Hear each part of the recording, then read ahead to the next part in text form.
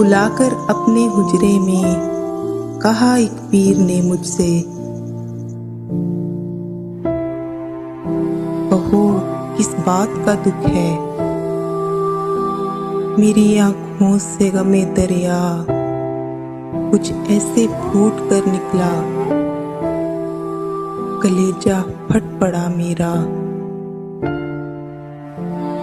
कहा तेरे सीने से बलाएं आन चिमटी हैं, मोहब्बत बेबहा देकर मिला ना कुछ तुझे अब तक। मेरा तावीज़ ले जाओ, बहुत गहरा असर होगा।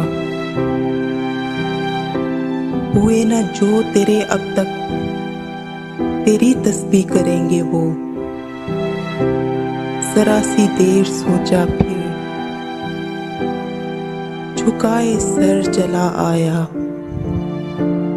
मोहब्बत भीख है कोई जो दर दर मांगने जाऊं, जिन्हें मेरी मोहब्बत भी मेरी अतराफ ना लाए,